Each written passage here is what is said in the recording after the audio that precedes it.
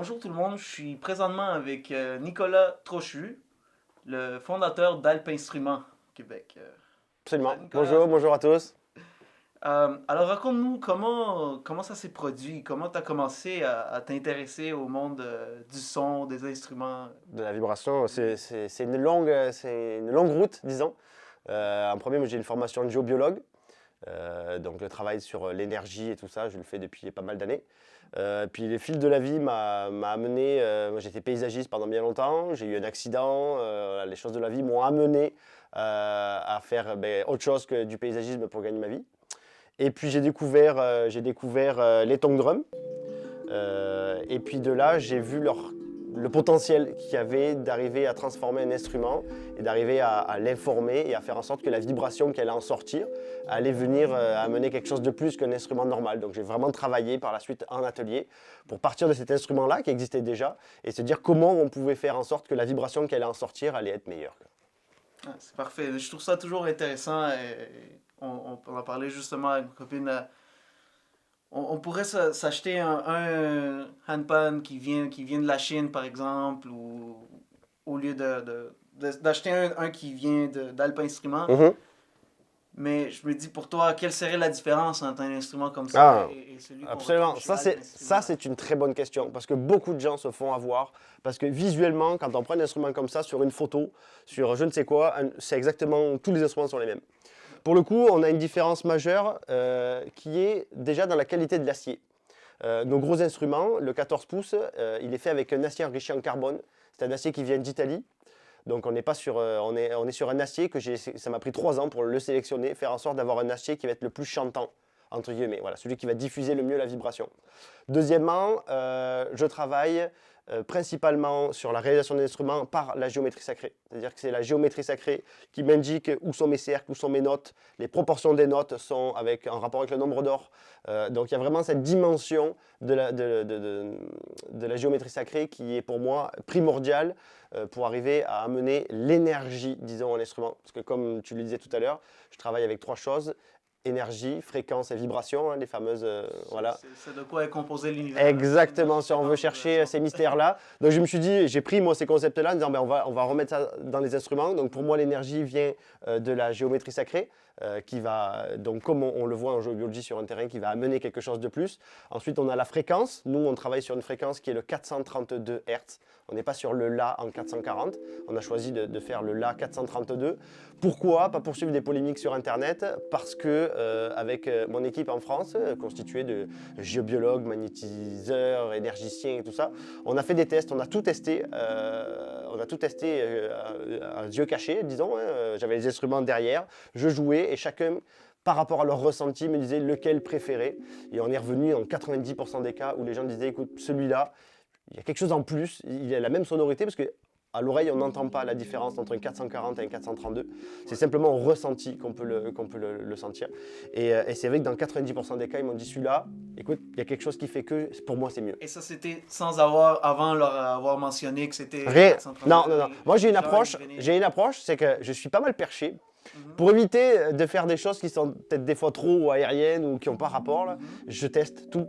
Je teste encore et encore et encore. Et quand on a testé plein de fois, Tu ramènes la science dedans. absolument, Parce que absolument. souvent, on a ce concept que la science et la spiritualité sont séparés, mais je trouve pas. Je trouve qu'ils se rejoignent à un Ouais. moment et c'est ça qu'il faut aussi Ah, comprendre. absolument. Et puis on voit le lien beaucoup plus aujourd'hui avec la connaissance qu'on a maintenant de la mécanique quantique, où on se rend compte qu'en fait on joue avec 2 forces différentes, qui est la théorie de la relativité puis le quantisme. On est dans 2 choses qui sont séparées à prime abord, disons, avec la mathématique, mais qui sont conjoints ensemble dans les lois de l'univers.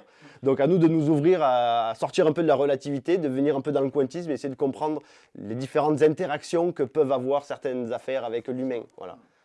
Euh, En ce moment, on vit une grande période d'évolution. On le voit partout, que tout le système est en train d'évoluer, soit dans le milieu de l'éducation, de la santé. On est en train de vivre ce qu'on appelle une vraie évolution spirituelle. Mhm. Hein. Dis-moi, qu'est-ce que le son vient apporter dans toute cette sphère-là pour toi? Bah, je pense que comme tu dis, on est dans une évolution, une espèce d'échelle. On se rend compte, je pense, humainement que notre système médical ou notre système de santé ou comment on aborde notre propre santé évolue dans cette même mouvance. Et je pense que les gens ont peut-être plus envie maintenant de s'occuper à ce qu'ils aillent peut-être mieux ou aller chercher quelque chose qui pourrait les rendre mieux que dans la médication ou dans la médecine traditionnelle. Et on va aller chercher par le son et la vibration quelque chose qui va être plus intime, plus intérieur, plus personnel. Et surtout avec des instruments comme on fait nous chez Alpha Instruments, c'est que des instruments intuitifs. Donc ça permet à ce que chacun, chez soi, vienne se nourrir par la vibration. Voilà, le but du jeu, c'était vraiment de faire en sorte que les gens puissent se réapproprier leur propre destinée, disons, entre guillemets, là, ou leurs propres soins, ou leur propre... genre, on est stressé, on sort du boulot, on sort de réunion, on est artisan, je l'ai été, donc je sais ce que c'est.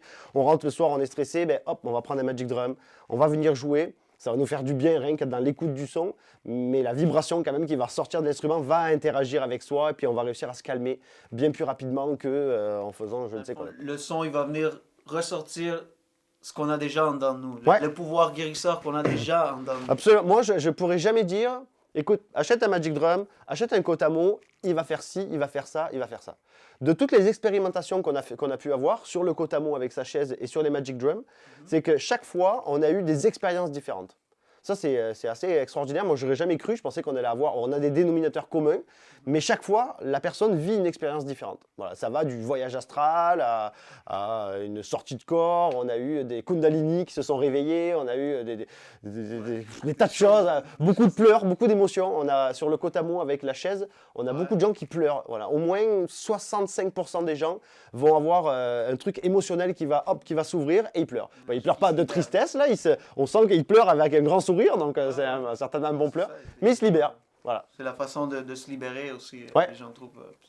Et chaque instrument aussi porte sa vibration qui peut correspondre à une personne, mais qui peut-être une autre personne le sent pas trop et qui va plus correspondre avec un autre instrument, qui va plus s'associer avec un autre instrument. Ouais. C'est chacun vraiment... Exactement, ouais. C'est pour ça qu'on a créé aussi différentes gammes.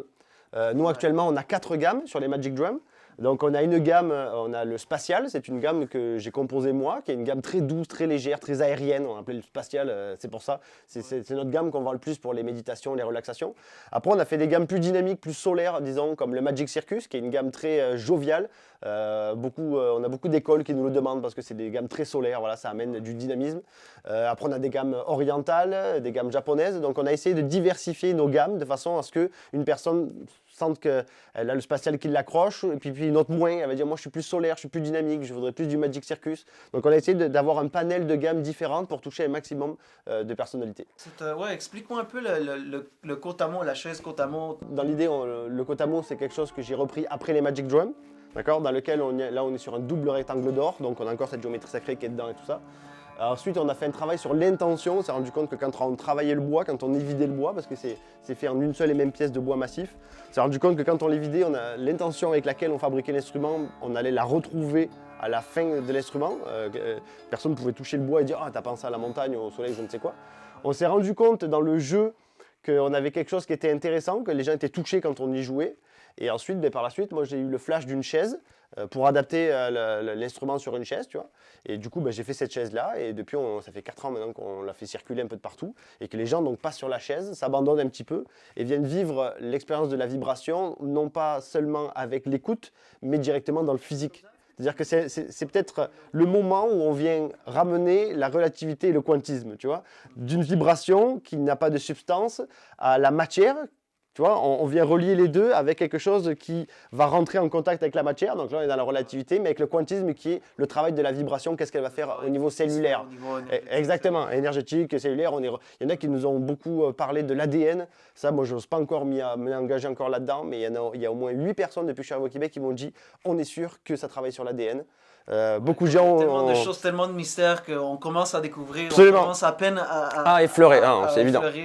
C'est évident. Donc moi, je pense que je crois plus aux expérimentations qu'ont fait d'autres qu'à ce que je pense moi. Tu vois, en premier, si tu as expérimenté, tu es doué, tu es calé, tu m'as sorti ça, écoute, Bon, je te crois, tu vois, ça m'a l'air de... Surtout s'il y en a plusieurs qui reviennent, tu vois.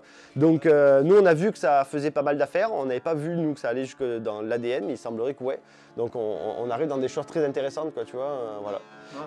Puis on est encore sur un instrument accessible à tout le monde, tu sais, il n'y a qu'à frotter, il n'y a pas besoin de cours de musique, il y a pas besoin... C'est la première fois que je vois ça comme ça, la chaise, et c'est un mélange entre trois Ça, c'est 3 instruments, ouais, c'est ça, le koto, le monocorde et le tempura indien. Alors, on a 3 instruments dans un. Ça, Ouais, c'est 3 vraiment instruments sur une table. incroyable. Ouais, ouais, carrément. Quelle est ta vision à futur avec Alp Instruments? Est-ce que tu comptes élargir un peu? Je sais que en France aussi, vous êtes. Oui, ouais, j'ai mon associé en France, à qui j'ai donné le bébé quand moi je suis parti de France. C'est lui qui a récupéré le bébé en France. Il fait un travail remarquable, il s'appelle donc Yann Rouesch. Il fait un super travail là-bas en France. Moi je suis venu ici histoire d'envoyer des bonnes vibrations sur le Canada et le Québec.